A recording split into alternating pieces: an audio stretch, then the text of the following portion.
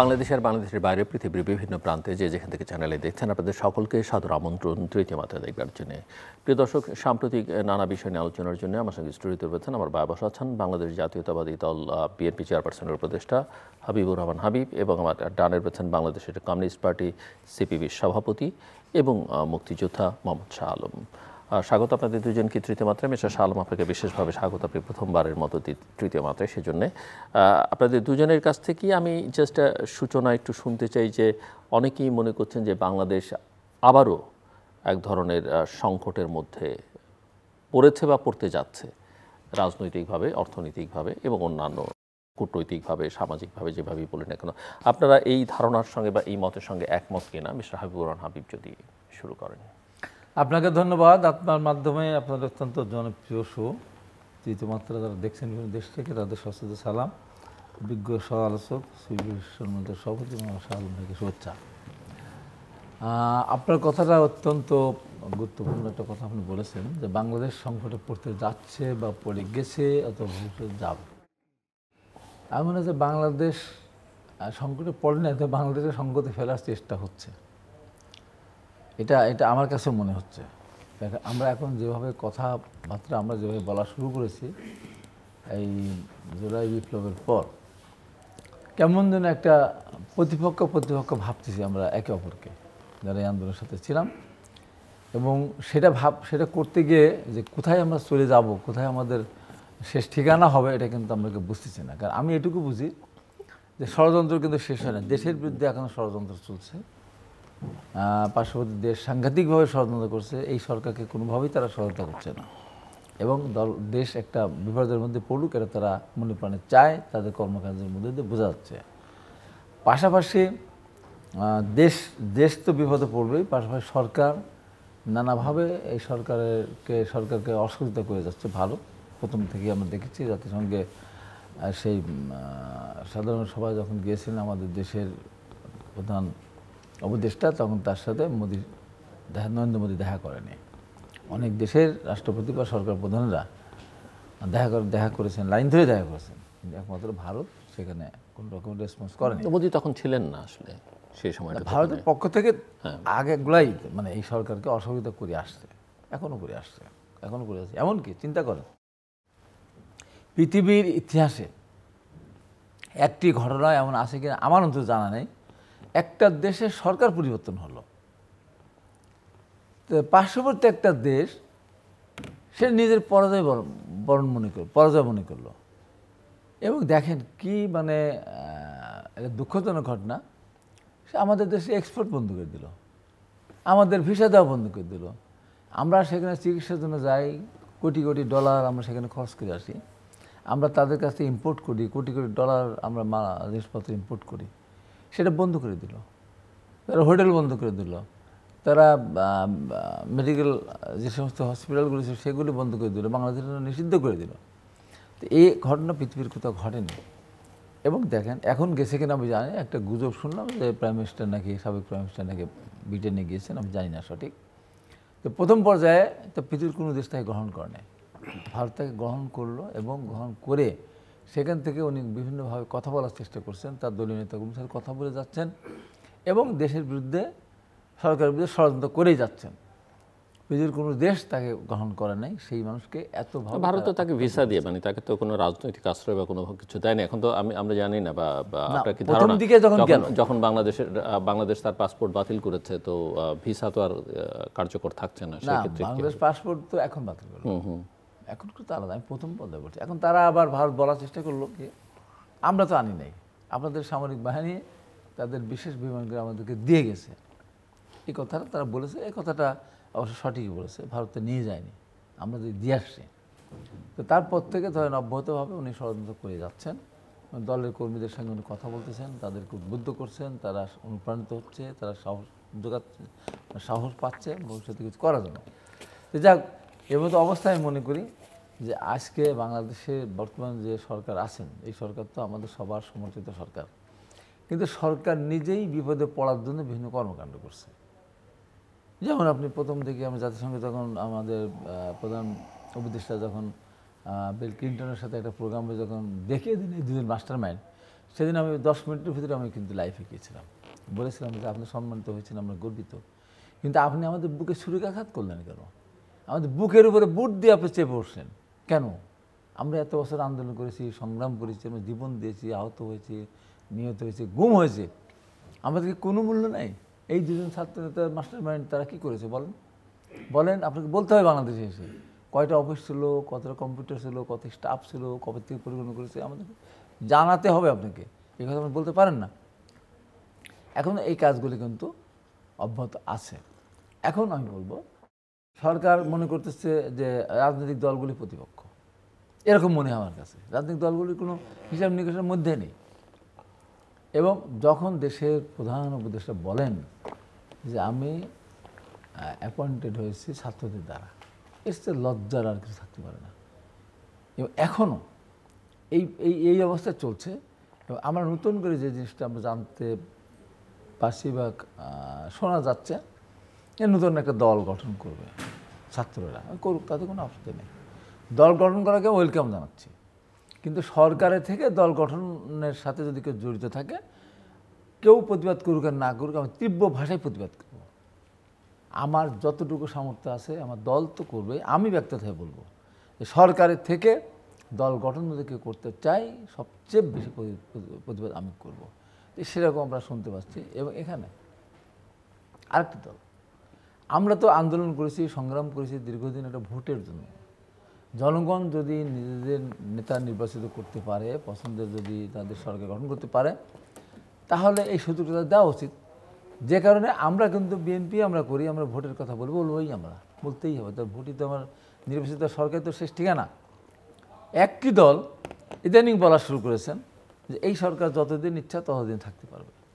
এই যে সমস্ত অনৈক্যের যে কথাবার্তা, এবং আবার কেউ কেউ বলে সমস্ত সংস্কার শেষ করে তারপর নির্বাচন। আবার আমরা যখন বলি ভোটের কথা, তখন বলা যায় আমরা মানে একটা এই দেশের মনে আমরা একটা অচ্ছুত কেউ। আওয়ামী লীগের দালাল বলা হয়, কোনো কোনো সময় বলার চেষ্টা করা হয়, কোনো সময় আমরা শুধু ভোটের কথা বলি, আমরা ক্ষমতা দিতে, আমরা ক্ষমতা লিপসু, এই সমস্ত কথা বলা হয়। যেটা বিগত স্বৈরাচার ফ্যাসিস্ট সরকার, সেটা তারাও কিন্তু বিএনপিকে বলতো নালিশ পার্টি, এই পার্টি সেই পার্টি বলতো, কিন্তু ভোটের কথা বললে এই কথা অন্তত বলতো না। এরা ভোট করে এরাই যায়। ভোটের ক্ষেত্রে অবশ্যই নিজেরা ভোট মেনে নিত, সেটা ঠিক আছে। এখন আমরা ভোটের কথা বললেও আমাদেরকে মানে নানানভাবে এখানে তুচ্ছ তাচ্ছিল্য করা হচ্ছে। তো এই যে অবস্থার মধ্যে যাচ্ছে, তো এটা সংকট সৃষ্টি করার জন্য। এবং দেখেন 5 মাস অতিবাহিত হলো, আমরা কিন্তু এমন কিছু আমরা সামনে দেখতে পাচ্ছি না। বিভিন্নভাবে এখানে বাংলাদেশে আজকে যেমন মানে বাজার ব্যবস্থা, যেটা এখন ধানের ভরা মৌসুম ছিল, সেই মৌসুমে তাদের দাম বেড়ে যাচ্ছে। পক্ষান্তরে এই যে সবজি যারা চাষ করে, আমি তো বিলাকে ছিলাম, বিশ্বাস করেন 3 টাকা 4 টাকা কেজি বেগুন, আপনার শিম, অন্য অন্য তরি তরকারি এত সস্তা, কৃষকেরা কান্নাকাটি শুরু করেছে। আবার হয়তো যখন নিয়ন্ত্রণহীন হয়ে যাবে, মানে একটা পরে যখন আসবে, তখন দেখা যাবে দাম, কৃষকের দাম পায় না, এখানে এরা এসে পায়। তাদেরও দাবি যে আমাদের যদি এই অবস্থা হয়, আমাদের এখানে পরিত্রাণের কী উপায় আছে? জি, আমরা একটু অর্থনীতি বলে শেষ করে দিই যে সেখানে আমার কথা হলো যে সরকারকে এই দৃষ্টি দিতে হবে। আপনি পেট্রোল অক্টেনের দাম কমালেন 6 টাকা করে, আপনি ডিজেলের দাম এর দাম কেরোসিনের দাম 1.5 টাকা করে, কেন? যেটা তার সম্পর্কিত উৎপাদন সম্পর্কিত, যেখানে আমার পরিবহন সেক্টরের সাথে জড়িত ডিজেল, আমি সেই জিনিসটার দাম বেশি বাড়াবো। আর ওগুলি ব্যক্তিগত যারা গাড়ি চালায় তাদের ক্ষেত্রে তাদের সমস্যা নেই। এরা অপরিকল্পিত কিছু হচ্ছে। এখন পর্যন্ত ভালো কিছু দেখতেছি না, বরঞ্চ একটা দিন আমরা আজকে আমি বলেছি, সেটি হলো আমরা কোন অবস্থায় আছে পৃথিবী সৃষ্টি হওয়ার পর কোনোদিন আমরা শুনি না, দেখিও নাই যে একদিনে ম্যাজিস্ট্রেট কোর্টে 6টা মামলার আসামি 2টা হত্যাকাণ্ড মানে মার্ডার কেস, রিমান্ড চলছে যার, তার জামিন হয়ে গেল সাবির হোসেন চৌধুরীর। সরকার এখানে নির্বিকার, আমরা কোনো ব্যাখ্যা পেলাম না কোন দেশ সরকারকে বাধ্য করেছে, বা ওই ম্যাজিস্ট্রেট নিজের থেকে করেছে কিনা। নিজের থেকে করে তার বিরুদ্ধে আমি বলেছিলাম তাকে চাকরি থেকে সরিয়ে দিয়ে তাকে রিমান্ডে নিয়ে এসে বলা হোক যে কেন এই কাজটা করলেন। তো নিয়ন্ত্রণহীন অবস্থা চলছে। সেই জন্য আপনি যে কথাটা বললেন, আপনার কথাকে আমি একেবারেই ফেলে দিতে চাই না। আপনি যে কথাটা বলছেন, আপনার কথার সাথে আমিও মনে করি যে আমরা একটা অস্থিরতার মধ্যে আছি। মিস্টার শাহ আলম, আপনি কি মনে করেন যে কোনো নতুন সংকটের মধ্যে বাংলাদেশ পড়লো, আবার ভিন্নভাবে বা সামনে কোনো সংকট দেখতে পান, অথবা 2025 যে নতুন বছরটি শুরু হলো সেই বছরটি রাজনৈতিকভাবে বড় কোনো চ্যালেঞ্জের বছর হয়ে দাঁড়াচ্ছে কিনা? প্রথমে চ্যানেল আইয়ের দর্শক শ্রোতাদেরকে শুভেচ্ছা অভিনন্দন জানাচ্ছি। তৃতীয় মাত্রার এই টক শোটা বাংলাদেশের মানুষকে নানাভাবে কন্ট্রিবিউট করেছে। তৃতীয় মাত্রার আপনাকেও শুভেচ্ছা জানাই, ধন্যবাদ। এখন যেটা হচ্ছে যে দেশের রাজনৈতিক পরিস্থিতি যেটি জটিলতাটা বৃদ্ধি পেয়েছে বলে মনে হচ্ছে। ছাত্র জনতার যে গণ অভ্যুত্থানটা হয়েছিল, সেই গণ অভ্যুত্থানের যেটা হয়েছে সেটি আজকে 5 মাস হয়ে গেছে সরকার, অন্তর্বর্তীকালীন সরকার হয়েছে। এই যে সরকার হয়েছে, ক্ষমতার পরিবর্তন হয়েছে, কিন্তু যে রাষ্ট্র, যে কোনো রাষ্ট্রের একটা শ্রেণী চরিত্র থাকে, রাষ্ট্রের শ্রেণী চরিত্রে কোনো পরিবর্তন হয়নি। যেটি সেই যে রাষ্ট্র যেখানে ছিল সেখানেই আছে। এটি আমরা এটা দেখতে পাচ্ছি। বাংলাদেশে যে বর্তমান সংকটের কথা আপনি বললেন, সেই সংকট আজকে নতুন বিষয় না। এই সংকট আজকে চলছে দীর্ঘদিন ধরে, বহুদিন ধরে এই সংকটটা চলছে। এই সংকটটা এই দেশের জনগণ সৃষ্টি করে নাই, জনগণের দ্বারা এই সংকট তৈরি হয় নাই। জনগণ বারবার কন্ট্রিবিউট করেছে, এদেশের মানুষ বারবার আত্মাহুতি দিয়েছে ফর ডেমোক্রেসি, গণতন্ত্রের জন্যই বারবার এই আত্মাহুতিটা দিয়েছে। এই সংকটটা তৈরি করেছে বাংলাদেশের লুটেরা শাসক শ্রেণী, এবং এই দেশের এই শাসক শ্রেণীর সাংঘর্ষিক রাজনীতি, ক্ষমতাকেন্দ্রিক রাজনীতি, এর ফলেই এই সংকটটা তৈরি হয়েছে এবং এটা কন্টিনিউয়াসলি চলছে। সরকার এসেছে, কিন্তু সরকার সংকটের যে আহত নিহত যারা ছিল তাদের প্রকৃত তালিকা এখনও সে করতে পারে নাই। প্রকৃত তালিকা যেটা বলা হয়, তাদের চিকিৎসার সুবন্দোবস্ত এখনও করতে পারে নাই। অর্থনৈতিক সংকটটা এখন তীব্র, মুদ্রাস্ফীতি খাদ্য মূল্য তো 13% উপরে মুদ্রাস্ফীতি হয়ে গেছে। দেশি বিদেশি বিনিয়োগ হচ্ছে না, বিনিয়োগের নানা সমস্যা। ঋণ পাচ্ছি আমরা, ঋণ আসতেছে, কিন্তু ঋণ তো পরিশোধ করতে হয়। সেই ঋণ পরিশোধ করতে হলে তো বিনিয়োগ লাগবে, সেখান থেকে রিটার্নটা আসবে। যে দেশি বিদেশি বিনিয়োগটা হচ্ছে না, এটা অ্যালার্মিং সিচুয়েশন। কলকারখানাও কিছু বন্ধ হয়ে যাচ্ছে, সেটা আমরা দেখছি। শ্রমিকরা আরও বেকার হচ্ছে। এই জায়গায় আইনশৃঙ্খলা পরিস্থিতির উন্নতি হয় নাই, আইনশৃঙ্খলা পরিস্থিতি সরকারের নিয়ন্ত্রণে নাই। মব জাস্টিসের নামে মব অ্যানার্কি, এটি প্রত্যক্ষ এবং পরোক্ষভাবে এখনও চলছে। এখনও বিভিন্ন যে অতীতের স্বৈরাচারের যে ফ্যাসিস্ট কণ্ঠ, সেই ফ্যাসিস্ট কণ্ঠটা নতুনভাবে নতুন আঙ্গিকে আমরা দেখতে পাচ্ছি। এগুলো এই সরকার বিভিন্নভাবে এটাকে পাশ কাটাচ্ছে এবং এটাকে সেভাবে দৃঢ়তার সাথে এই যে যারা এই অনিয়মগুলো করছে, আইন নিজের হাতে তুলে নিচ্ছে, সেটি এই সরকার দৃঢ়তার সাথে এটাকে হস্তক্ষেপ করছে না। এর ফলে সংকটটা আরও বাড়ছে, বিতর্কটা আরও বাড়ছে, সরকারের ভাবমূর্তি নষ্ট হচ্ছে, সরকার বিতর্কে পড়ছে। এই যে জায়গাটা হচ্ছে, এটা অর্থাৎ দেশের রাজনৈতিক যে পরিস্থিতির কথা আপনি বললেন, এটা জটিলতাটা বৃদ্ধি করছে, এটা আমরা দেখতে পাচ্ছি।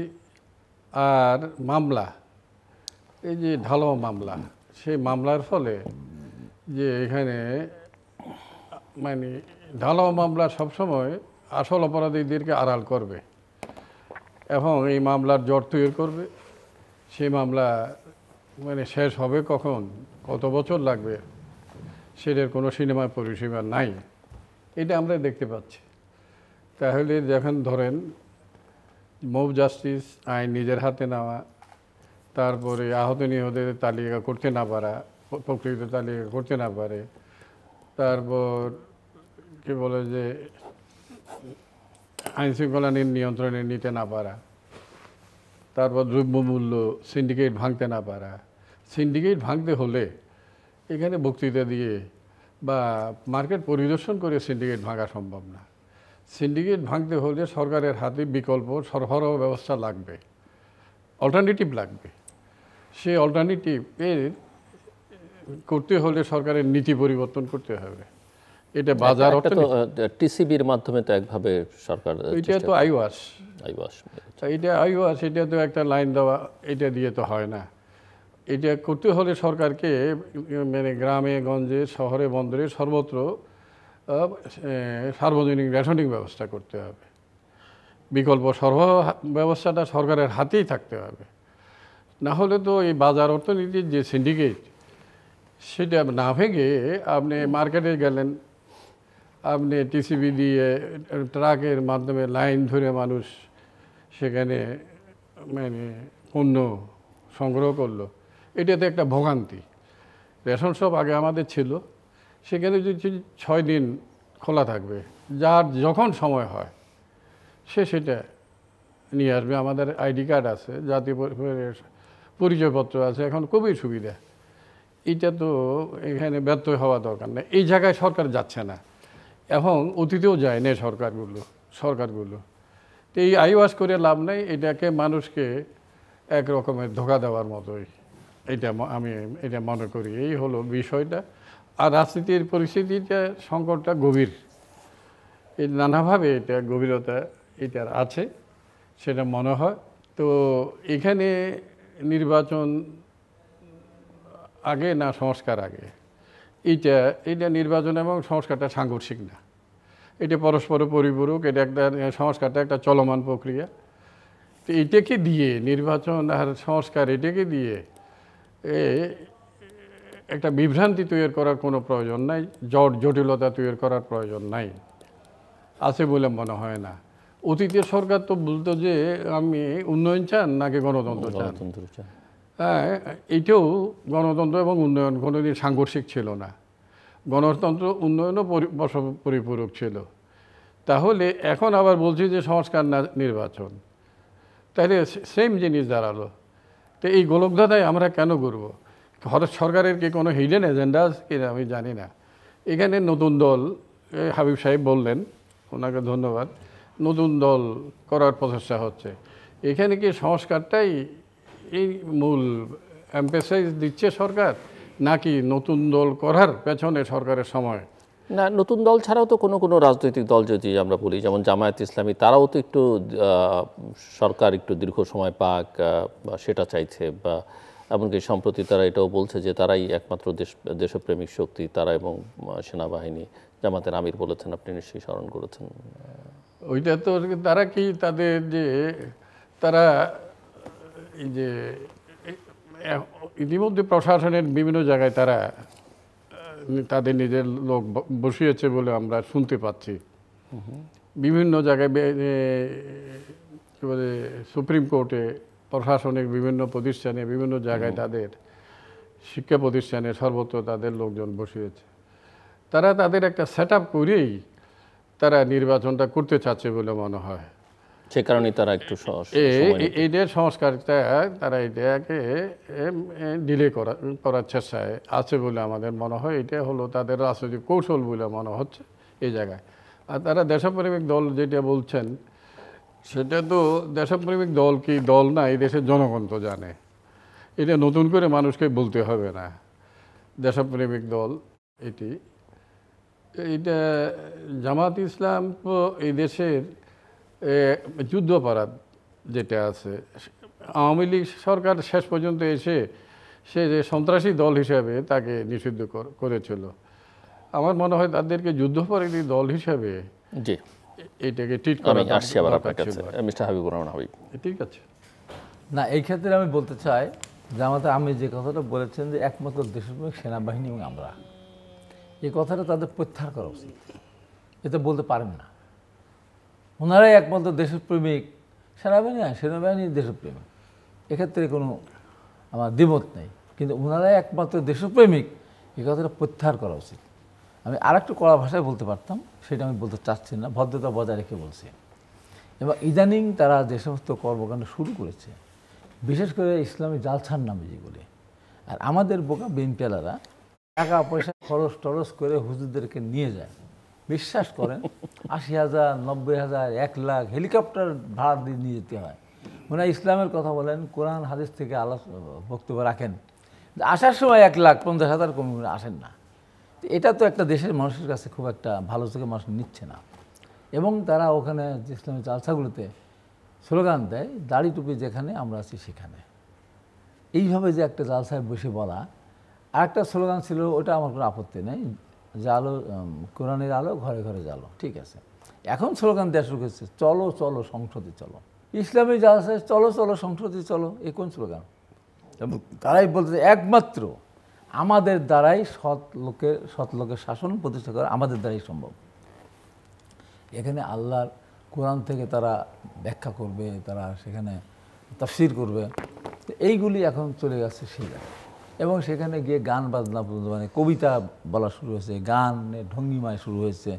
এবং এইগুলি করে চিন্তা করে একজন ব্যক্তিকে আমরা মোটামুটি চেহারা সুন্দর আল্লাহ দিয়েছেন, আমরা কণ্ঠ দিয়েছেন সুন্দর, উনিও সেদিন যশোরে গিয়ে উনি বলে ফেললেন যে একটা চোরের দল ছিল, সেই চোরের দল বিদায় হয়েছে, আর একটি দল ডাকাতি করার প্রস্তুতি নিচ্ছে।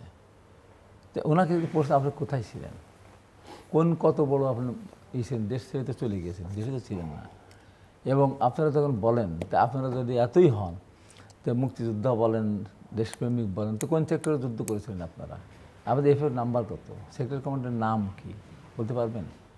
অতিমাত্রা, মাত্রা একটা সীমা আছে।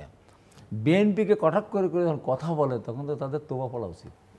শহীদ রাষ্ট্রপতি জিয়া রহমান ৭৫ 15 আগস্টের পর জনগণ দ্বারা সিপাহী বিপ্লবের মধ্য দিয়ে তাকে সেদিন ক্ষমতা অধিষ্ঠিত করেছেন। উনি ক্ষমতা দখলও করেন নাই, উনি মরার পর ক্ষমতা অর্পিত হয়েছিল। তারপর উদ্দেশ্য উনি একটা বহুদল গণতন্ত্রে তখন করলেন, তখন জামাত ইসলামকেও সেই সময় জামাত ইসলাম না, আইডিয়াল নামে তখন তারা ইসলামী ডেমোক্রেটিক দল হিসাবে তারা সেদিন আবির্ভূত হয়েছিল। 79 ইলেকশন তারা ওইভাবে করেছিল। পরবর্তী সময় জাতীয় পার্টির এরশাদের সময় তারা এসে জামাত ইসলাম হিসেবে আত্মপ্রকাশ করে 1986 সাল নির্বাচনে তারা অংশগ্রহণ করলো। তখন চলে গেল আওয়ামী লীগের সাথে। আওয়ামী লীগ যে ইলেকশন করলো 86 সালে, তারা কিন্তু সেই ইলেকশন করতে গেল। আওয়ামী লীগের সে 15 দল ভেঙে 5 দল আর 8 দলে রূপান্তরিত হলো। রাহাত খান মেনন, হাসান ইন্দিরা চলে আসলেন এদিকে, বেগম খালেদা নির্বাচনে গেলেন না। এরপরে 91 সালে যখন নির্বাচন, দেখেন ভাবগুলো কি, 91 সালে নির্বাচন করলেন, তখন বিএনপির সাথে একটা সমঝোতা ছিল। যেখানে জামাতের অবস্থান ভালো, সেখানে বিএনপি একটু নিশ্চুপ হয়ে গেছিলো। যেখানে বিএনপির অবস্থা ভালো, সেখানে জামাত একটা নিশ্চুপ ছিল। যে কারণে সেদিন তারা বেশ কিছু আসন পেয়েছিল। বিএনপি সরকার গঠন করার জন্য 151টা সিট সেদিন পায়নি। জামাতকে নিয়ে সরকার গঠন করেছিল জামাত, এই জন্য জামাতের 2 জনকে সংসদীয়, মানে ওই যে রিজার্ভ আসন যেটা আর কি, সেই সংরক্ষিত আসন জামাতের 2 মহিলাকে দিয়েছিল, নারী সদস্য। দেখেন এই তারাই আবার বিএনপির বিরুদ্ধে আন্দোলন করতে গেল। তত্ত্বাবধায়ক সরকারের যে আন্দোলন, তারা বলে এটা আমাদেরই, এই টার্মটা আমাদের তত্ত্বাবধায়ক সরকার। এবং তারা, আমি দেখেছি সেদিন, তারা আওয়ামী লীগের সাথে হয়ে জাতীয় সংসদে তাদের 2 জন সদস্য আছে, তারপরেও তারা কিন্তু সেদিন বেঞ্জুর বিরুদ্ধে আন্দোলন নেমেছিল। এই যে এই জায়গায় সৃষ্টি হলো, যে আপনার কী বলে জেএমবি যেটা সৃষ্টি হলো, জেএমবি সৃষ্টি হলো এই জায়গাতে এসে। আমি কারাগারে গেছি বারবার, আমার ওখানে সাইদুর রহমান যারা জেএমবি প্রধান ছিলেন, তার সাথে আমার দেখা হলো, কথা হলো। আমি বললাম যে আপনারা জেএমবি হলেন কেন? কারণ আমরা জামাত করতাম। উনি হবিগঞ্জ সেক্রেটারি গেছিলেন। উনি বললেন যে আমাদের ইসলামিক শরীয়ত মোতাবেক নারী নেতৃত্ব নিষিদ্ধ, জামাত ইসলাম নারী নেতৃত্বের বিপক্ষে। তো তারা যখন 2 জন আসন নিয়ে, 2টা আসন নিয়ে যখন এর সাথে সরকারের সাথে যখন চলে গেল, তখন থেকে তাদের কাছে কিন্তু আপত্তিকর অবস্থা। বিশেষ করে 2001 সালে গিয়ে যখন মন্ত্রিত্ব নিল, তখন আরও তারা বলে যে এটা কন্ট্রাডিকশন হচ্ছে আমাদের নীতির সাথে, আমাদের নারী নেতৃত্ব আমাদের পছন্দ না। এই ঘটনার মধ্যে থেকে জেএমবি সৃষ্টি হলো। এখন দেখেন বিএনপি ম্যাডাম খালেদা জিয়া 2001 সালে যদি একা নির্বাচন করতে, বিএনপি, আমি স্পষ্ট করে বলতে চাই, একা নির্বাচন করলে বিএনপি কিন্তু এককভাবে রাষ্ট্রীয় ক্ষমতা যেতে পারত।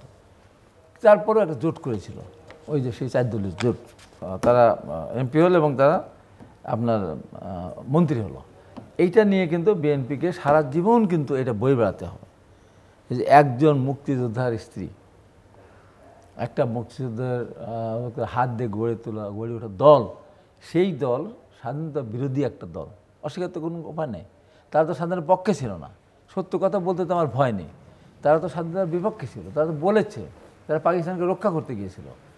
তারা কোনোদিনও বাংলাদেশের স্বাধীনতাকে এখনও স্বাধীনতা মানে না, তারা বলে গণ্ডগোলের বছর, মুক্তিযুদ্ধের বছর তারা বলে না। সেরকম একটা দলকে সেদিন তাদেরকে মন্ত্রিত্ব দেওয়া হয়েছিল।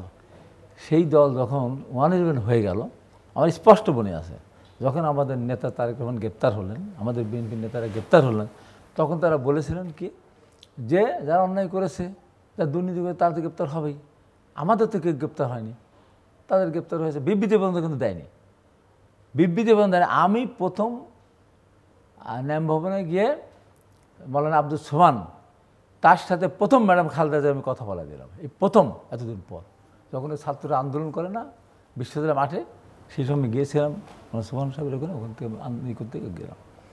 এই যে অস্বীকার করা, পরবর্তী সময় তারা আমার গ্রেপ্তার হয়েছিল, তখন আর বলতে পারে না যে আমরা দুর্নীতি করি নাই। তো এইরকম একটা অবস্থায় যদি এখন বিএনপির দিকে বলে স্লোগানটা, এই স্লোগানটা তাদেরই, নৌকা ধানের শীষ 2 সাপের একই বিষ।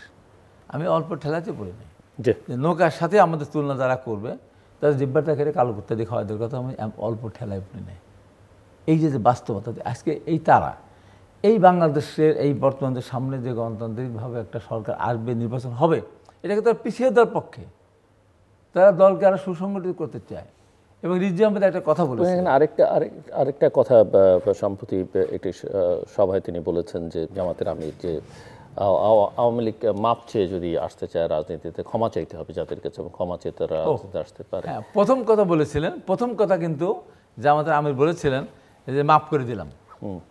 আমি কিন্তু ওই দিনে আমার 2টা টক শো ছিল, আপনি কে গো, আপনি মাফ করে দেওয়ার কে? আপনি যারা এত বড় অত্যাচার করলো, গণহত্যা, তাদের মাফ করার অধিকার তো আপনি রাখেন না।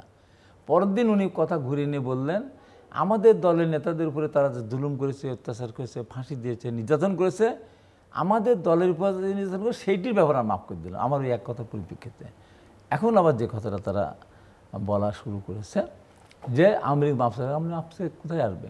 উনি কি বলার অধিকার রাখেন? আমার এই শহীদদের রক্ত এর দাম কে দিবে? কিন্তু অনেকে তো আবার বলছেন যে তারা বলছেন তারা নিজেরা কি কখনো মাপ চেয়েছেন? জামাত কি? যারা তো মাফ চায়নি, জামাত যে যুদ্ধ অপরাধী, জামাতের স্বাধীনতার বিরোধী, এটা তো অস্বীকার করার কোনো উপায় নাই নাকি? তাকে আছেন কেন?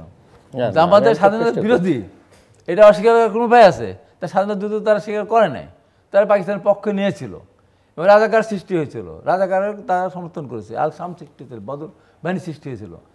আজকে তারা যদি এখন বিএনপির মতো দলকে কটাক্ষ করে বলতে চায় এক চোরকে তাড়িয়েছি, আরেক দল ডাকাতি করা শুরু করেছে বিএনপিকে উদ্দেশ্য করে, এটা খুবই দুঃখজনক। এবং তারা সুর মেলাচ্ছে কাদের সাথে? যারা নতুন দল করতে চাচ্ছে। নতুন দলের ক্ষেত্রে আমি তো অভিনন্দন জানিয়েছি, কিন্তু তার মানে কি এই নতুন দল বড় হবে তবে বা নির্বাচন হবে, তারাও সেই সাথে জোট বাঁধবে, হতে পারে এমন কথা, তাতেও আমার আপত্তি নেই। কিন্তু এই কথা বলা কোনোভাবেই সম্ভব। অনেকে যারা বলতে চান যে যতদিন ইচ্ছা ততদিন এই সরকার থাকবে, এটা তো সেই জন্য তো সরকার গঠন হয়নি। কেউ বলার চেষ্টা করে আমরা কি নির্বাচনে দেওয়ার জন্য কি সরকার গঠন হয়েছে, ভোট দেওয়ার জন্য কি সরকার গঠন হয়েছে, তো কি দেওয়ার জন্য, কি কারণে? তাহলে মিস্টার শাহ আলম, আপনি একটু আমাদেরকে বলবেন যে আপনারা কমিউনিস্ট পার্টি আসলে কবে নাগাদ কিভাবে নির্বাচন চাইছেন? এই যে আপনি নিজেই বলছিলেন যে একটা বিতর্ক, সেই উন্নয়ন বনাম গণতন্ত্র, এখন নির্বাচন না সংস্কার, আপনাদের কোনো কি ধরনের রোড ম্যাপ আপনারা প্রত্যাশা করেন সরকারের কাছ থেকে, বা কি চান? যে আন্দোলনটা হয়ে গেল কারণ আমরা লক্ষ্য করছি যে পরিস্থিতিটা আসলে ক্রমশ জটিল থেকে জটিলতর হতে শুরু করেছে এবং এই যে আন্দোলনটা হয়ে গেল এটার এবং রাজনৈতিক মেরুকরণটাও ঠিক অন্যরকম হয়ে যাচ্ছে, যেটা রাষ্ট্রের মেরুকরণ যে আন্দোলনটা হয়ে গেল এটার মূল স্পিরিটটা কি?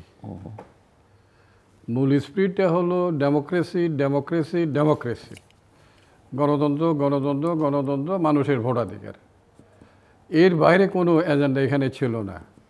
তারপর এখানে আবার কেউ এই আগস্টের পরে এই কিছু হিডেন এজেন্ডা সামনে নিয়ে আসলো। সেই হিডেন এজেন্ডার সামনে যেটা নিয়ে আসলো সেটা হলো ৭২-এর সংবিধান ছুঁড়ে ফেলে দেবে, কবর দিয়ে দেবে। জাতীয় সঙ্গীত, এটা নিয়ে বিতর্ক। ৪ মূলনীতি, এটা নিয়ে বিতর্ক। সংবিধান পুনর্লিখন করতে হবে, এটা নিয়ে বিতর্ক। এগুলো এই যে অহেতুক বিতর্ক, এই বিতর্ক এনে স্বৈরাচার বিরোধী, স্বৈরতন্ত্র বিরোধী যে জাতীয় ঐক্যটা গড়ে উঠেছিল ডান বাম স্বতঃস্ফূর্তভাবে মানুষের, সেই ঐক্যের মধ্যে এই বিতর্কটা যারা এনেছে তারাই বিতর্ক মানে বিভেদটা সৃষ্টি করেছে। তাদের সাথে ভিন্নমত পোষণ করলেই তাদেরকে আবার স্বৈরাচারের দোষর হিসাবে ট্যাগ দেওয়া হচ্ছে। আগেও ভিন্নমত পোষণের সুযোগ ছিল না, এখন নতুন অবস্থায় সেটা হচ্ছে না। এখনও ভিন্নমত পোষণ করা কঠিন। আবার বিভিন্ন মিডিয়াগুলো আমার মনে হয় স্ব আরোপিত সেন্সার তারা করে চলছে বলে মনে হচ্ছে আমাদের। তারাও ভীতির যে রাজনীতিটা ছিল, ভয়ের রাজনীতি, সেই ভয়ের রাজনীতিটা কিন্তু এখনও বহাল আছে। সেই ভয়ের রাজনীতিটা এখনও যাচ্ছে না, মানে এটা আবার সাধারণের মধ্যেও ছড়িয়ে গেছে এই ভয়ের রাজনীতি, এটাও আমরা দেখছি। তাইলে এখন যেটা বলছেন আপনি, যে প্রশ্নটা আমাকে করলেন যে নির্বাচন, তো এখন যে আমি শুরুতে বললাম যে নির্বাচন মানে এই আন্দোলনের মূল স্পিরিট ছিল ডেমোক্রেসি, ডেমোক্রেসি, ডেমোক্রেসি, মানুষের ভোটাধিকার। 2014, 2018, 2024-এ মানুষ ভোট দিতে পারে নাই। মানুষের ভোটাধিকার নির্বাসনে চলে গিয়েছিল, নির্বাসনে। এই জায়গাটা থেকে মানুষ এই আকাঙ্ক্ষা থেকে এই আন্দোলনে নেমেছে। সর্বস্তরের মানুষ এই আকাঙ্ক্ষা পোষণ করে এটা নেমেছে। শুধু যে বৈষম্য বিরোধী কোটা এক আন্দোলন সেটা না, মানুষের সমস্ত ধরনের বিক্ষোভ, লুটপাট, টাকা পাচার, দুর্নীতি, মানে ক্যাম্পাস দখল, পাড়া দখল, এর বিরুদ্ধে যে মানুষের যে বিক্ষোভ, এর বিরুদ্ধে যে 15 বছর ধরে বিভিন্ন মানে দল আন্দোলন সংগ্রাম করেছে, এইটা সমস্ত বিক্ষোভ এসে এই কোটা আন্দোলনের উপর ভর করেছিল, এই পঞ্জীভূত বিক্ষোভ। অর্থাৎ একটা পার্টিকুলার মুভমেন্টের সাথে মানুষের জেনারেল আকাঙ্ক্ষা সেটা কোয়েনসাইড করেছে। দোনোটা একটার সাথে আরেকটা মিলে গেছে। পার্টিকুলার অ্যান্ড জেনারেলের কানেকশন হওয়ার ফলেই সরকারটার পতন হয়েছে। একটা পার্টিকুলার এজেন্ডায় সরকারের পতন হয় নাই। এটা মাথায় রাখা দরকার। তাহলে এখানের মূল যে স্পিরিটটা আমি বারবার বলছি সেটা হলো মানে এই আন্দোলনের মূল স্পিরিটটা হলো গণতন্ত্র। তাই আমরা মনে করি সিপিবি যে বাংলাদেশের বর্তমান সংকট থেকে বের হওয়ার ওয়ে আউট কি? ওয়ে আউট কি? কি সেটা?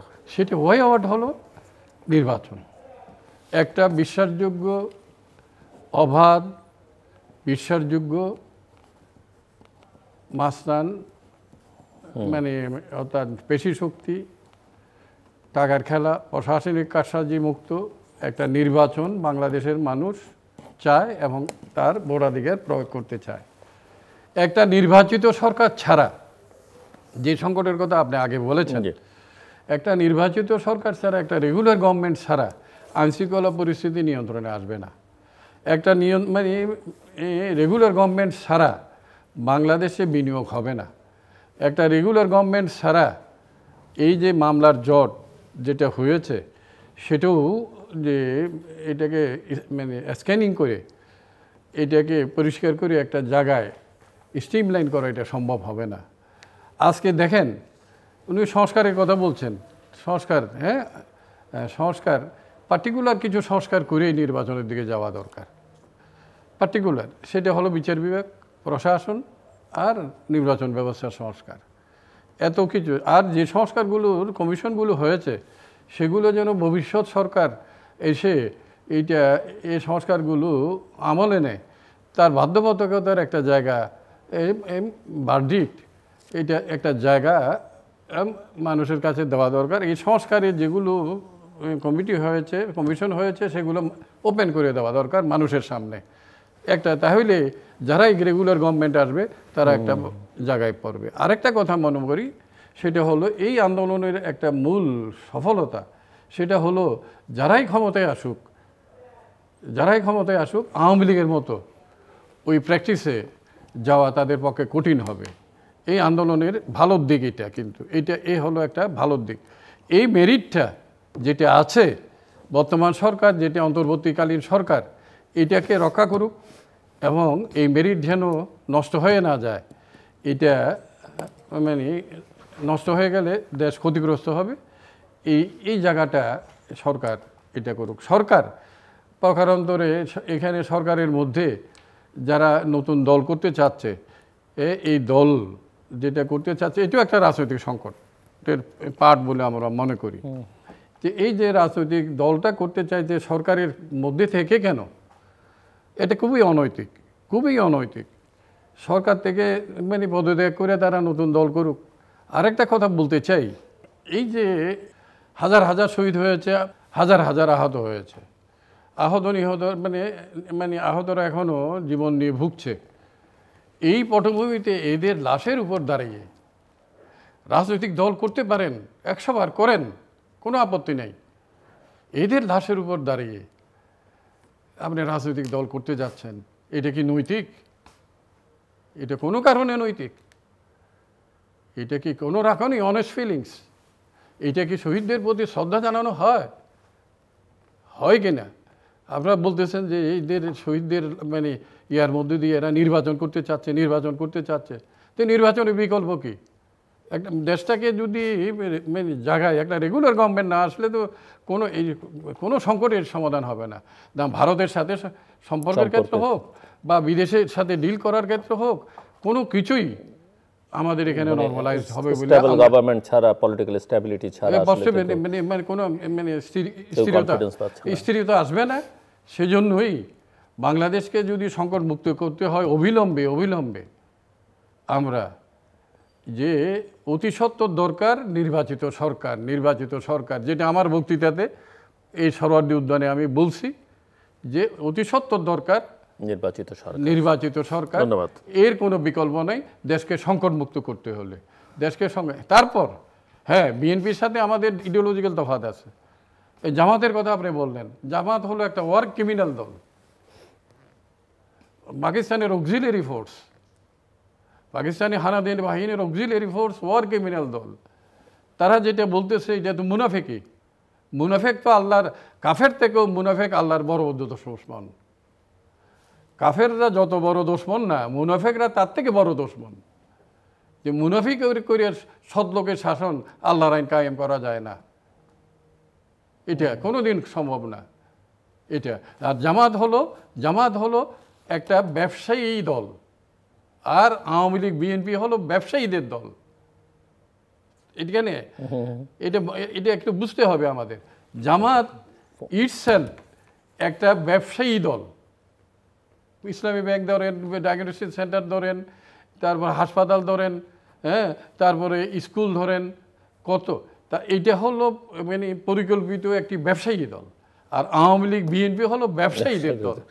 এই জায়গাটা যদি বুঝতে হয়, তাহলে এই দলের পক্ষে এই দেশের মানুষের সামাজিক মুক্তি আনা, হ্যাঁ, এটা সম্ভব না। বিএনপির সাথে আমাদের ইডিওলজিক্যাল তফাৎ আছে, থাকতে পারে, কিন্তু আলটিমেটলি যখন নির্বাচন হয়ে যাবে তখন আমাদের এজেন্ডার সাথে বিএনপির এজেন্ডা নাও মিলতে পারে।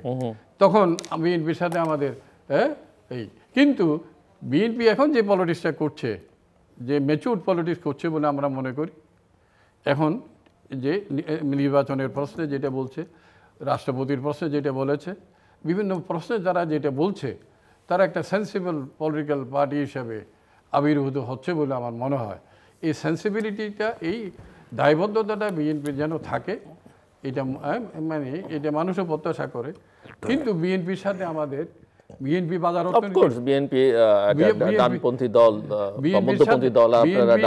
অর্থনৈতিক দিক থেকে একটা বাজার অর্থনীতির দল, আওয়ামী লীগও সেটা ছিল। আমরা সাথে সেখানে ফান্ডামেন্টাল তফাৎ আছে। এখানে ফান্ডামেন্টাল ধন্যবাদ। সেটা পরে নির্বাচনের পর সেটা নির্বাচন সময় সেটা দেখা যাবে। Mister Habibur Rahman Habib, closing remarks. আমি ক্লোজিং পার্টেই বলতে চাচ্ছি যে বাংলাদেশে যে দীর্ঘ 15 বছর 15.5 বছর একচেটিয়াভাবে আমাদের দুঃশাসনটা চালালো, এই দুঃশাসনটা চালানোর জন্য পরিস্থিতি সৃষ্টি করে দিয়েছিল জামাত ইসলামী। 2008 সালের নির্বাচনে ম্যাডাম খালেদা জিয়া কোনোভাবেই যেতে চান নাই। জামাত ইসলাম সেদিন ম্যাডাম খালেদা জিয়ার কাছে বলেছেন গিয়ে যে আমরা নির্বাচনে যাব, আপনি যাবেন কি না। ম্যাডাম বলেছিলেন আপনারা বসেন চা খান, মানে বলেছিলেন এরকম ধরনের কথায় যে না যদি আপনি নির্বাচনে যান তাহলে চা খাবো, নাহলে আমাদের আরও কাজ আছে। তো ম্যাডাম যখন বলেছিলেন নির্বাচনে যাবেন তো আপনাদের 3টে আসন দেবে, আমাকে 30টা দেবে। তো ম্যাডামের কথা কত সত্য, ওনারা 3টা পান নাই, ম্যাডামও 30টা পান নাই, 29টা পেয়েছেন। কতভাবে একটা মানুষের দূরদর্শিতা।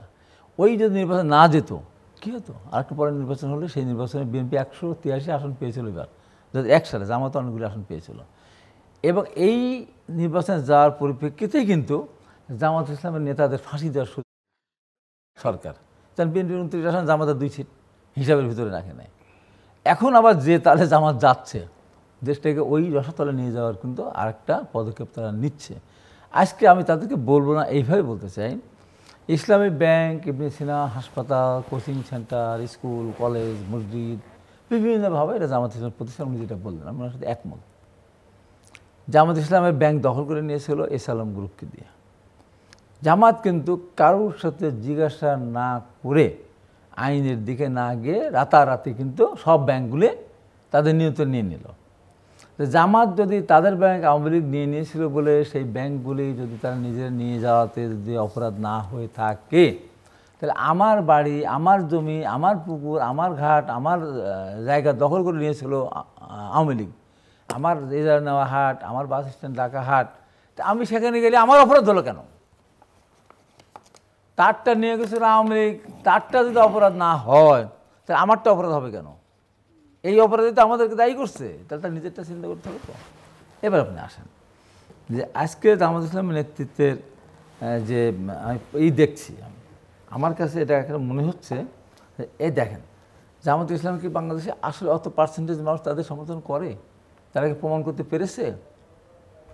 বিএনপির 7 থেকে বেড়ে এসেছিল 2 সিট পেয়েছিল, তারপর বেশ ওই 2096 সালে 2 সিট পেয়েছে না, তারপরে 2 সিট, 3 বোধ, হ্যাঁ 3টা না 2টা, যাক 3টা 2টা একই কথা, কাছাকাছি কথা আর কি।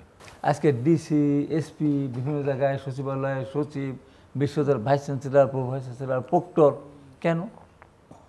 তারা কি এত পার্সেন্টেজ তারা পাই? যদি আমরা মনে করে ধরি আমরা আন্দোলন একসাথে যারা আমরা করেছিলাম সেই পার্সেন্টেজ, কিন্তু আমার প্রশ্ন যে তারা নিচ্ছে কিভাবে তাহলে, মানে তারা এই নেওয়ার পেছনেও কিন্তু একটা এই নেওয়া, বিএনপি তো জামাতের চাইতে অনেক বড় রাজনৈতিক দল, কিন্তু বা আরো অনেক রাজনৈতিক দল আছে ক্রিয়াশীল, এখানে একটা জটিল পরিস্থিতি সৃষ্টি করতে যাচ্ছে। এই নেওয়া এবং দেওয়া, দিচ্ছে ওরা নিচ্ছে। কারা দিচ্ছে? দিচ্ছে বর্তমান সরকারের পক্ষে যারা দেশ পরিচালনা করে তারা দিচ্ছে এবং আরো যারা এই সরকারকে তো সকল রাজনৈতিক দলই সমর্থন করেছে, এই তো তাহলে কি এটা বিশেষভাবে জামাত সমর্থিত সরকার? আমরা সমস্ত রাজনৈতিক দল আমরা আন্দোলন করা, রক্ত দিয়ে সরকার পরিবর্তন। আমি তো কোনো রাজনৈতিক দল পাইনি আওয়ামী লীগ ছাড়া যারা বলে নাই যে এই সরকারের প্রতি আমাদের সমর্থন আছে। মানে সকল রাজনৈতিক দলই বলছে যে আমরা এই সরকারকে সহায়তা করতে চাই। আমরা তো বলছি, আপনারা বলছেন, আমরা বলছি, সকল রাজনৈতিক দল। আমার প্রশ্ন তো ওই জায়গায়, আমরা বলছি এই সরকারকে আমরা সমর্থন করছি, এই সরকারকে সফল যে কোনো মূল্যে আমরা করতে চাই, আমাদের নেতা তারেক রহমান বলেছেন। কিন্তু এই যে বৈষম্য বিরোধী আন্দোলন করেছেন না ছেলেরা, এখানে তো বড় বৈষম্য হচ্ছে। আপনি আনুপাতিকের আসেন, বাংলাদেশে বিএনপি একটা সংগঠন, জামাত একটা সংগঠন, আরও অন্য অন্য সংগঠন যারা আছে, ছোটোখাটো সংগঠন যারা, তারাও আন্দোলন ছিল, তারা তো কোথাও একটা ডিসিও পাচ্ছে না, এসপিও পাচ্ছে না। আমার ওখানে নূর পেয়েছে একটা পিপি, আমাদের ওখানে একটা নূর পিপি পেয়েছে, সেটা ওখানে নানান কথাবার্তা হচ্ছে, তাহলে একটা পাইছে তো কি থাকুক না ওরা। তো এই যে অবস্থা, এখানেও বৈষম্য হচ্ছে। সিপিবি আন্দোলন করে নাই, সিপিবিকে একটা এসপি আমরা দিচ্ছি না, সচিব দিচ্ছি না, একটা জয়েন্ট সেক্রেটারি দিচ্ছি, এখানে বৈষম্য হচ্ছে না? তো এই জায়গাটা বড় বৈষম্য হচ্ছে। আজ থেকে আর কিছুদিন যাওয়ার পরে আমরা 8 বের করবো, ওনারা বের করবেন। যে আন্দোলন করলাম সবাই, রক্ত দিলাম সবাই, ঝুঁকি দিলাম সবাই, কেন জামাতের এতগুলি এই সমস্ত ভালো ভালো এতগুলো ভিসি হলো, এতগুলো প্রভাইস চ্যান্সেলর হতো, এতগুলো প্রক্টর হলো, এতগুলো সচিব হলো, এতগুলো এসপি হলো, আসবে না? এই যে এই জায়গা থেকে বলে শেষ করতে চাই, এই জায়গা থেকে আমি বলি যে আমি আসছি আপনার কাছে। আর এটা হওয়ার আরেকটা কারণ আছে, জাস্ট এক মিনিটে আমরা তো ধরেন দিয়ে আসছি সরকার গঠন করার জন্য, ছাত্রদের দিয়ে আসছি, ডক্টর ইউনূস সাহেবকে সমর্থন করে আমরা বলে দিয়ে আসছি, উনি ওনার মতো করে করছেন। এই সরকার পারতেছে না কেন? এই সরকারে যারা আছেন দু একজন বাদে কেউ কিন্তু ঘুমের মধ্যে চিন্তা করে স্বপ্ন দেখছে, স্বপ্ন দেখছে।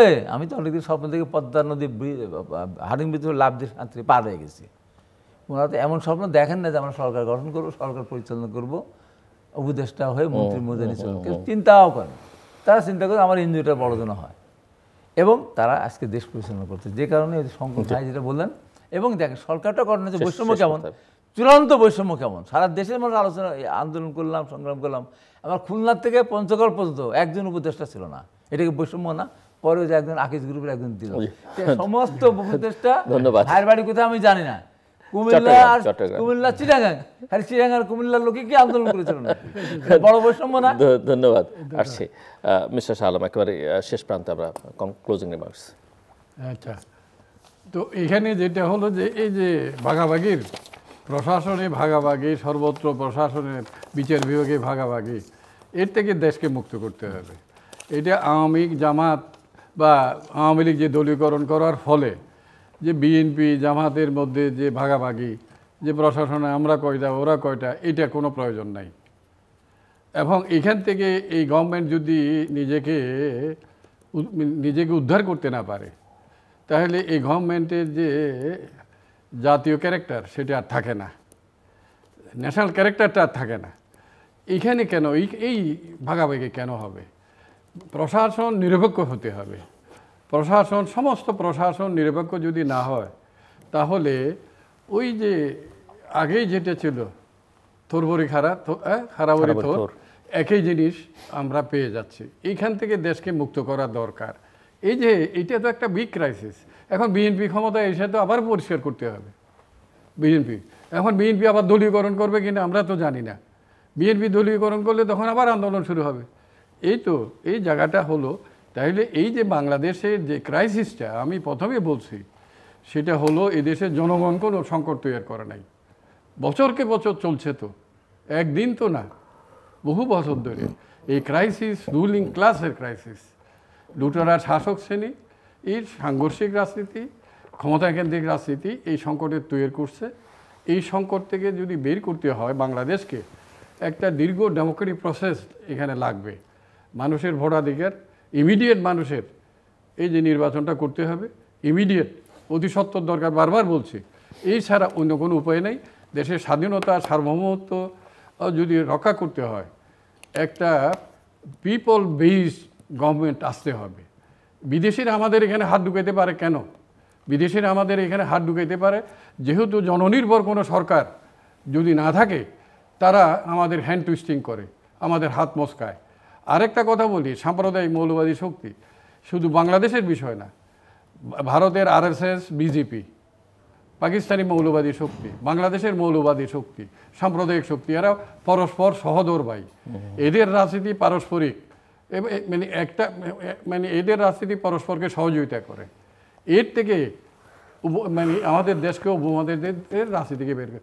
বাংলাদেশ উপমহাদেশের রাজনীতির বড় ক্রাইসিস সেটা হলো যে সাম্প্রদায়িকতা গণতন্ত্রকে এস্টাবলিশড হইতে দেয় নাই, পাকিস্তান এবং বাংলাদেশে হইতে দেয় নাই। ভারতে এখন হিন্দুত্ববাদ, সাম্প্রদায়িকতা ভারতের বুর্জোয়া ডেমোক্রেসিকে সিং করে দিচ্ছে, সংকুচিত করে দিচ্ছে। এই সাম্প্রদায়িকতা গণতন্ত্রে একসাথে যেতে পারে না। আমি ডক্টর ইউনূসকেই বলছিলাম, আমার সাক্ষাৎকার আমি বলছিলাম যে দেখেন, আপনি ওয়েস্টার্ন ডেমোক্রেসিতে বিশ্বাস করেন, এখন সাম্প্রদায়িকতার টোন শুনছি এই বাংলাদেশের এই আগস্টের পর। তাহলে হাউ টু ম্যানেজ এটাকে কেমনে ম্যানেজ করবেন? Western democracy and communalism, liberal democracy, western democracy এবং কমিউনালিজম, এটা সাংঘর্ষিক, কন্ট্রাডিক্টরি। এটা তো হয় না। তাহলে এখান থেকে বর্তমান অন্তর্বর্তী সরকারকে বের হওয়ার জন্য আমরা অনুরোধ করি সিপিবির পক্ষ থেকে, আপনার ন্যাশনাল ক্যারেক্টার যেটা আছে, আপনি জননন্দিত হিসাবে আসছেন, জননন্দিত হিসাবে আপনি আবার ব্যাকে যান। একটা মানে ইমিডিয়েট নির্বাচন দিয়ে দ্রুত আপনার যে ইমেজ, সেই ইমেজটা রক্ষা করেন। এই কথা বলে আমি একটা কথা, সময় নেই, জাস্ট 30 সেকেন্ড।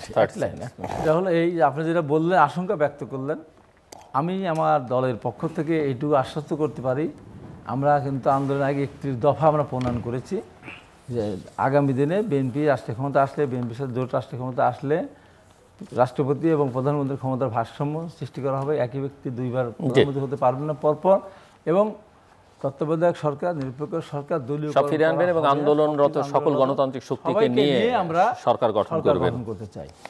দর্শক, অনুষ্ঠানের শেষ প্রান্তে আমরা সামাজিক যোগাযোগ মাধ্যম ফেসবুক, এক্স এবং ইউটিউবে তৃতীয় মাত্রা লাইভ স্ট্রিম হচ্ছে, আপনারা দেখতে পারেন। টেলিভিশনের পর্দায় দেখতে না পারলে যে কোনো সময় যে কোনো স্থান থেকে ইউটিউবে তৃতীয় মাত্রা চ্যানেলটি সাবস্ক্রাইব করেই পর্ব বা পুরোনো পর্বগুলো আপনারা দেখতে পারেন। মিস্টার মোহাম্মদ শাহ আলম এবং মিস্টার হাবিবুর রহমান হাবিবকে অসংখ্য ধন্যবাদ আলোচনা অংশ নেওয়ার জন্য। দর্শক, আমার দুই অতিথি দুজনেই রাজনীতিক কথা বলছিলেন এবং দুজনেই নতুন একটা সংকটের মধ্যে বাংলাদেশ আছে সে কথা স্মরণ করিয়ে দিয়েছেন, এবং দেশের রাজনীতিতে এক ধরনের জটিলতা বৃদ্ধি পাচ্ছে সেটাও নানাভাবে চিত্রায়িত করবার চেষ্টা করেছেন, বোঝাবার চেষ্টা করেছেন। এবং এই সংকটের সমাধান ওনারা মনে করেন যে জুলাই আগস্টের যে আন্দোলন, সেই আন্দোলনের যে মূল স্পিরিট, সেই স্পিরিটের মধ্যে আছে, এবং সেটা হচ্ছে ডেমোক্রেসি এবং ডেমোক্রেসি, যেটা আমাদের 1971 সালের মুক্তিযুদ্ধেরও মুক্তি সংগ্রামেরও মূল স্পিরিট ছিল।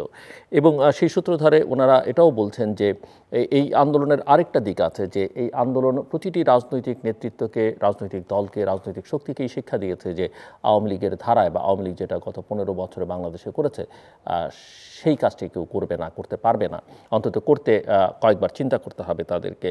এবং পরিস্থিতিটা খুব একটা বদলেছে বলে ওনারা মনে করেন না, যে কারণে এখনও মনে করেন যে একটা ভীতির পরিস্থিতি, ভীতির রাজনীতি, ভয়ের আবহের মধ্যে, ভয়ের সংস্কৃতির মধ্যে বাংলাদেশ আছে। এখান থেকে বাংলাদেশকে বের করতে হবে। এবং ওনারা মনে করেন যে প্রশাসন সহ বিভিন্ন গুরুত্বপূর্ণ প্রতিষ্ঠান রাষ্ট্রের ভিত হিসেবে কাজ করে, গণতন্ত্রের ভিত হিসেবে কাজ করে যে প্রতিষ্ঠানগুলো, সেই প্রতিষ্ঠানগুলো নিরপেক্ষ থাকা দরকার, এটাও জন আকাঙ্ক্ষা। কিন্তু এখনও দেখা যাচ্ছে যে তার মধ্যে সেই আওয়ামী দলীয়করণের একটা প্রয়াস লক্ষণীয়, এবং এখান থেকেও এই প্রতিষ্ঠানগুলোকে মুক্ত করতে হবে। এবং এগুলোই আসলে মূল সংস্কার একটি ভালো নির্বাচন করবার জন্য, এবং একটি অবাধ, সুষ্ঠু, গ্রহণযোগ্য, অংশগ্রহণমূলক, শান্তিপূর্ণ, আন্তর্জাতিক মানসম্পন্ন নির্বাচনের কোনো বিকল্প নেই। ওনারা মনে করেন যে সরকার প্রধান যিনি আছেন তিনি জননন্দিত, বিশ্বনন্দিত, এবং তিনি যেন জননন্দিত এবং বিশ্বনন্দিত থেকেই বিদায় নিতে পারেন নিজ দায়িত্ব থেকে, এবং সেটার জন্যই ওনাকে আসলে একটা ভালো নির্বাচন আয়োজন করতে হবে। ওনার নেতৃত্বে একটা ভালো নির্বাচন হতে হবে, এবং সেই নির্বাচন এই কারণেই করতে হবে। ওনারা মনে করেন যে যেহেতু এমন একটা পরিস্থিতি তৈরি হচ্ছে, এখানে ভিন্ন মত পোষণের সুযোগ সীমিত হয়ে আসছে, এবং প্রফেসর মোহাম্মদ ইউনূস যে রাজনৈতিক চিন্তাধারণার লোকজন বলে অনেকে মনে করেন যে উনি ওয়েস্টার্ন ডেমোক্রেসি বা লিবারেল ডেমোক্রেসির ওই চিন্তাধারার সঙ্গে ওনার চিন্তাধারার একটা মিল খুঁজে পাওয়া যায়। কিন্তু এখন যেটা দেখা যাচ্ছে একটা সাম্প্রদায়িক চিন্তা চেতনার প্রসার ঘটানোর একটা প্রয়াস বাংলাদেশকে চলছে, বাংলাদেশের ইমেজকে একটা ভিন্ন ধারায় নিয়ে যাবার চেষ্টা চলছে, সেখানটাতেই একটা বড় সংকট দেখতে পাচ্ছেন। কাজে যত দ্রুত নির্বাচন হয় ততই দেশের জন্য কল্যাণকর। অন্তত আমার দুপাশ থেকে দুজন রাজনীতিক সেটি বলবার চেষ্টা করেছেন। আমাদের সঙ্গে থাকবার জন্য অসংখ্য ধন্যবাদ, আপনাদের সবার জন্য শুভকামনা।